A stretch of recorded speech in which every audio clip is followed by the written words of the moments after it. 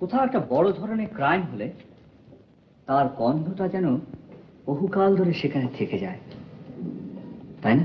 কি জানি, আমাদের তো এ ধরনের কোনো ফিলিংস হয় না।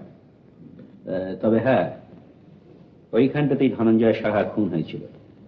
পরম নিশ্চিন্ত মনে ওই লোহার সিন্ধুকের সামনে এসে বসেছিল। হাতে ছিল ঠাকুরদাদার আমলের একটি সোনার ট্যাঙ্ক ঘড়ি। হঠাৎ আততায়ীর একটি ঘায়ে সব শেষ। এই ঘরটাতেই ধনঞ্জয় শুতো, আর এই প্যাসেজটা এদিক দিয়ে ঘুরে ওই সিঁড়ির ল্যান্ডিং এ গিয়ে মিশেছে। ছোকরা চাকরটা এই প্যাসেজেই শুতো।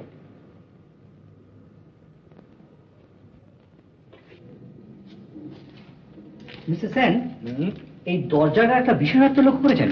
হ্যাঁ, করেছি বই কি। এই দরজাটা এই ঘরের ভেতর থেকেই খোলা বা বন্ধ করা যায়। তার মানে ধনঞ্জয়কে শোবার ঘর থেকে গদিতে আসতে হলে পুরো প্যাসেজটা ঘুরে সামনের দরজা দিয়ে ঢুকতে হতো। কারেক্ট। অথচ খুনের ঠিক পরে এই দরজাটাকে আপনারা ভেজানো অবস্থায় পান, বন্ধ অবস্থায় নয়, তাই না?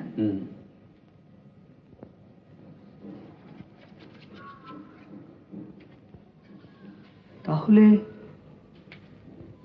কে খুলেছিল এই দরজাটাকে? ধনঞ্জয়? রাখাল দাস? না আর কেউ?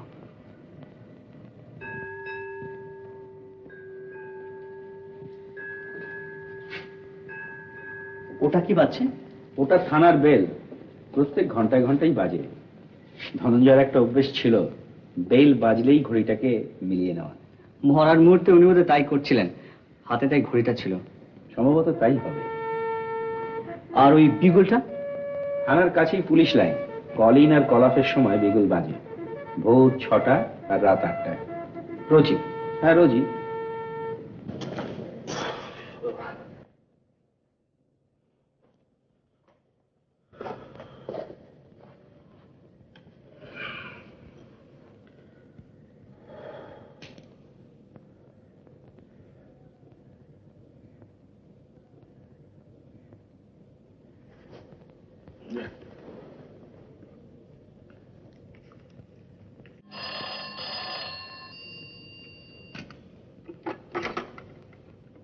হ্যালো,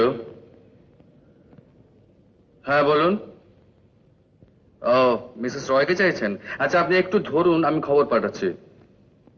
হ্যাঁ বলুন, আমি কথা বলছি, আমি মিস্টার রয়। কি বললেন? ধনঞ্জয় সাহা কবে খুন হয়েছিল মিসেস রয় আপনাদের কাছে জানতে চেয়েছিলেন? স্ট্রেঞ্জ।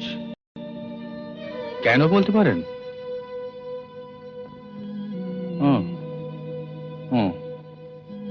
আচ্ছা ঠিক আছে, আমি ওকে জানিয়ে দেব। আচ্ছা, নমস্কার।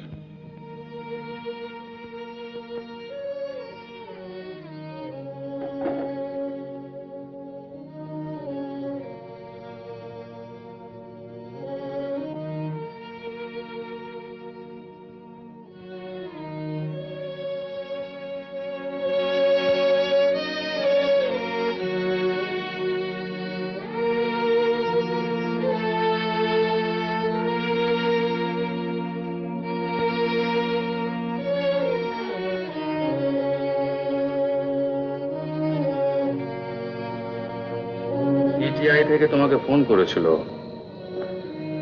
ধনঞ্জয় সাহা খুন হয়েছিল 1959 সালের 15 এপ্রিলে, বুধবার।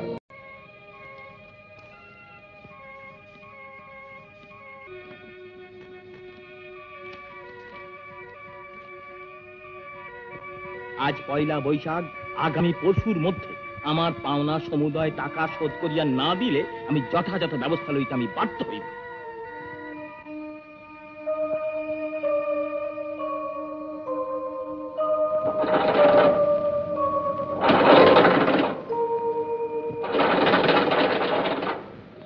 বারে এই বুঝি তোমার তাড়াতাড়ি বাড়ি ফিরে আসা?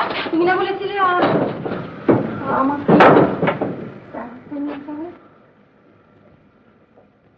কি হয়েছে? বলো না, বলো না, কি হয়েছে তোমার?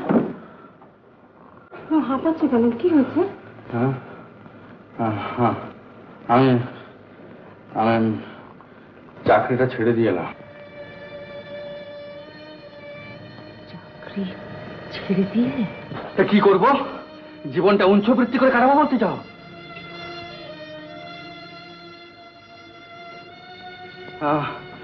শোনো, আমি এখান থেকে বাস উঠিয়ে নেবো ঠিক করেছি। আর একটা কথা, আজকে রাত্রি 10:30টার গাড়িতে আমি, তুমি আর খুকু কলকাতা রওনা হচ্ছে। এত রাত্রি? হ্যাঁ হ্যাঁ। কাল সকালে গেলে হতো না? না না না। আর কোনদিন ফিরবো না? না না, কেন তুমি এই কথা জিজ্ঞেস করছো কেন? এমনি বলছিল। হ্যাঁ, তুমি যাও, তৈরি হয়ে না, ঠিক আছে যাও।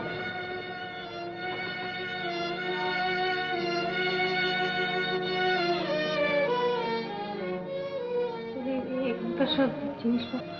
হ্যাঁ, ওগুলো ওগুলো থাক না, আমি আমি পরে এসে এ করবো, মানে ওগুলো বিক্রি করে দেবো।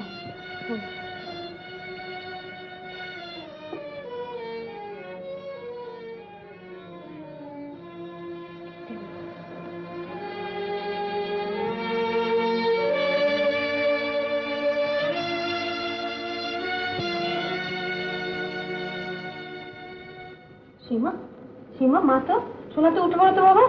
শিমু, শিমু উঠে পড়ো, কলকাতা যাবো আমরা। শিমু।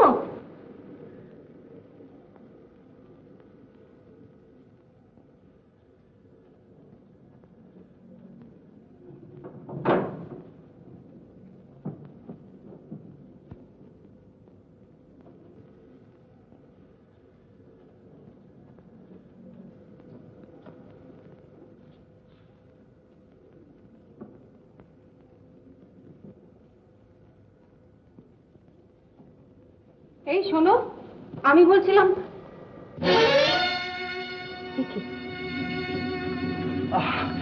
তোমার এখানে কি দরকার? যাও এখান থেকে। সব কি পড়াচ্ছ তুমি? না, এগুলো কিছু না, এগুলো সব বাজে কাগজ। তোমাকে না বললাম জিনিসপত্র সব গোছগাছ করে নেবার জন্য? কি কি মুখের দিকে তাকিয়ে দেখছো কি? আমার কথাটা বুঝি কানে যাচ্ছে না? যাও, যাও বলছি না?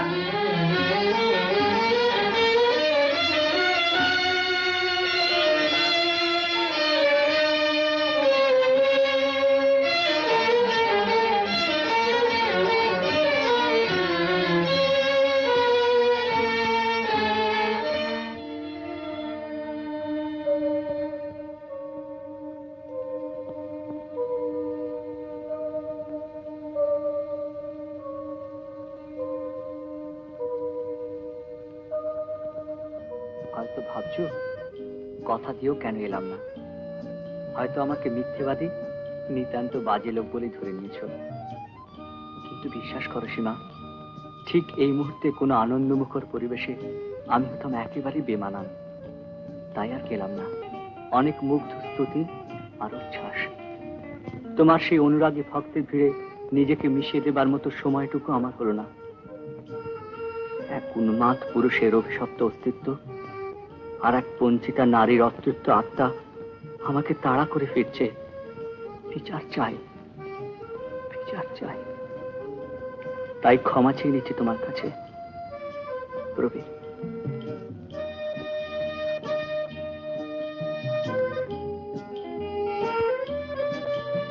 That's a lie. And now tell me, PTI অফিসে তুমি কেন টেলিফোন করেছিলে? কি জানতে চাই? তুমি বিশ্বাস করো, আমি কিছুই জানতে চাইনি। আর কি আছে জানবার? তারিখটা জানতে চেয়েছিলে। ওটা শুধু কৌতূহল। কৌতূহল না অন্য কিছু? অন্য কিছু আবার কি থাকবে?